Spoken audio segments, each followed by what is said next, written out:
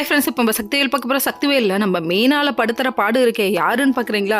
ஒருவேளை சண்டையோ அப்படின்னு சொல்லிட்டு மும்மரமாக எட்டி பார்த்தா சாப்பிட சொல்லி டார்ச்சர் பண்ணுறாங்க. உங்கள் அன்பு தொல்லை தாங்க முடியல பாஸ் அப்படின்னு சொல்லிட்டு இந்த பொண்ணு நினைக்க ஆரம்பிச்சிருச்சு. அதுக்கப்புறம் பாட்டி இருந்துட்டு மாமியாவுக்கும் மருமகளுக்கும் சண்டை வராதான்னு எதிர்பார்த்தேன், இப்படியாவது சண்டை வருது, இதை பார்க்கும்போது சந்தோஷமாக இருக்குன்னு சொல்கிறாங்க. பாட்டியோட கண்ணே கொள்ளுக்கென்னு சொல்லிட்டு திட்டுது நம்ம மீனால். சரி என்ன பண்ணுறது, உட்காந்து சாப்பிட்டுட்டு இருக்கு. இவ்வளோ அன்பு தலையிலையும் பொய் சொல்கிறமேன்னு சொல்லிட்டு குற்றம் உணர்ச்சி கொள்ளுது. சரி பரவாயில்ல, கொன்னாலும் பரவாயில்ல, நம்ம நடிக்கணும், நமக்கு தேவை கம்பி மத்தாப்பு அப்படின்னு சொல்லிட்டு முடிவு பண்ணிடுச்சு. சரி இதெல்லாம் ஒரு பக்கம் இருக்க, இன்னொரு பக்கம் நம்ம சக்தியும் வேலனும் காமிக்கிறாங்க. வேலன் தூங்கிட்டு இருக்க, காலை போய் சொல்லிடுறாங்க. என்ன வேணும், எதுக்கடி இப்போ சொஞ்சிட்டு இருக்கு அப்படின்னு கேள்வி கேட்க, நான் இன்டர்வியூ போகணும்டா, ஹெல்ப் பண்ணுடான்னு சொல்றாங்க. என்ன பண்றது, காரியம் ஆகணுமே, அதுங்கிறதுக்காக வேலா எந்திரி வேலா வேலா எந்திரி வேலைன்னு 100க்கு 300 தடவை கூப்பிடுறாங்க.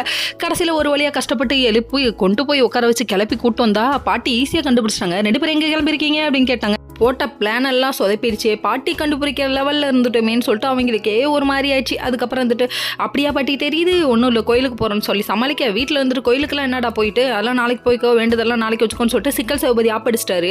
இங்கே ஒரு பக்கம் இன்டர்வியூன்னு கால் பண்ணிக்கிட்டே இருக்காங்க. நம்ம சிக்கல் சிவபதியை கூட்டிகிட்டு இவர் வெளியே வந்துட்டாரு. வந்ததுக்கப்புறமா பார்க்கணுமே, ட்ரை பண்ணிட்டு இருக்கும்போது ஃபோன் மேலே ஃபோன் வருது சத்திட்டு இருந்து. ஏதாவது பண்ணு வேலை, ஏதாவது பண்ணுனா நான் என்னத்த பண்ணுறது பக்கி, நீ அப்பட்டமாக்கு வந்து வெளியில் நின்று மாட்டிக்கிட்டே அப்படிங்கிற மாதிரி ஆயிடுச்சு. அதுக்கப்புறம் என்ன பண்ணுறதுனே தெரியாமல் தெனா முழிக்கிறாரு. சிக்கல் சிவபதி உன்னை வச்சுக்கிட்டு வண்டி ஓட்டுறது பெரிய போராட்டாண்டா அப்படிங்கிற மாதிரி ஆயிடுச்சு.